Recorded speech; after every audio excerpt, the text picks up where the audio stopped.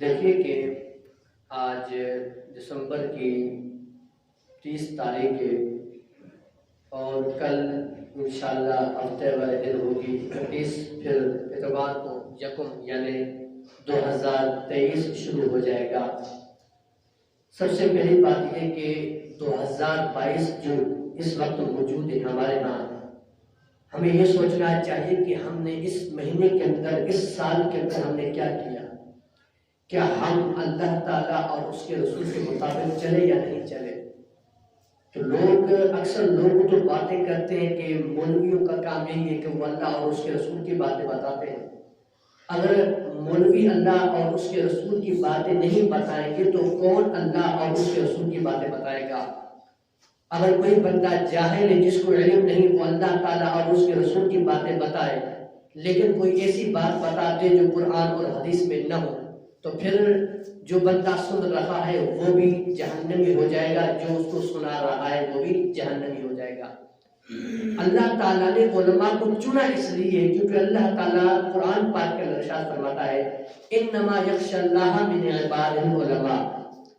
اللہ پاک نے فرمایا کہ میرے جتنے بندے ہیں اس زمین پر، میرے جتنے بندے، ان تمام بندوں میں سے جو مجھ سے ڈرتا ہے، رب نے فرمایا وہ علماء ہیں، وہ مولوی ہیں، وہ حافظ قرآن ہیں۔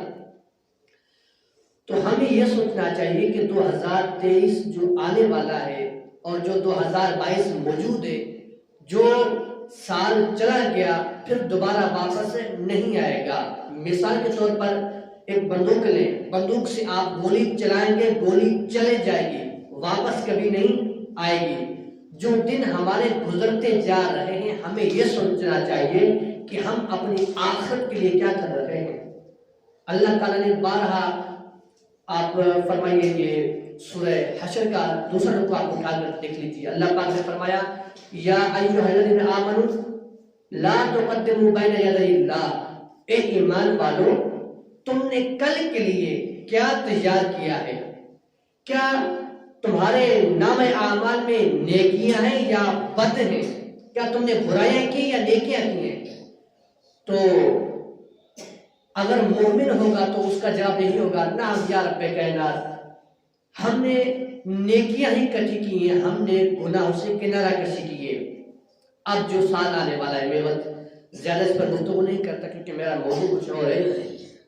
تو جو ابھی انشاءاللہ اتوار والے دن 2023 شروع ہو رہا ہے، تو میں آپ تمام احباب سے گزارش کرنا چاہتا ہوں آپ ایسا کریں کہ عشاء کی نماز پڑھ کے، وضو اچھا کر کے، پھر 2 رکعت نفل پڑھیں صلاۃ توبہ کی نیت سے۔ وہ نفل پڑھ کے پھر اللہ تعالیٰ کے سامنے جھک جائیں اور یہ دعائیں مانگیں یا رب کائنات، یہ جو آنے والا سال ہے ہمیں تمام مشکلات، بیماریاں، پریشانیاں جتنے بھی ہیں یا رب کائنات ان تمام کو دور فرما، اور اس سال کے اندر ہمیں امن عطا فرما اور قحط سالی، بھوک پیاس، ان تمام مشکلات سے محفوظ فرما، اور جو ہماری اولادیں آنے والی ہیں ان کو نیک فرما۔ جو دل کی تمنا وہ اللہ تعالیٰ سے آپ شیئر کریں، اللہ تعالیٰ کی دعا قبول فرمائے گا۔ صلاۃ توبہ جو ہم نماز پڑھتے ہیں، صلاۃ کہتے ہیں نماز کو، توبہ یعنی مغفرت والی نماز۔ جب ہم صلاۃ توبہ پڑھ کر سوئیں گے تو ہم نے کوئی گناہ نہیں کیا۔ جب ہم صلاۃ توبہ پڑھ لیں گے اللہ تعالیٰ تمام گناہ معاف فرما دے گا۔ صرف کس وجہ سے؟ صلاۃ توبہ پڑھنے کی وجہ سے تمام گناہ معاف ہو جائیں گے، پھر ہماری زندگی نئی شروع ہوگی۔ اگر ہم گناہ کریں گے تو وہ گناہ لکھے جائیں گے، اگر ہم نیکیاں کریں تو وہ نیکیاں بھی لکھی جائیں گی۔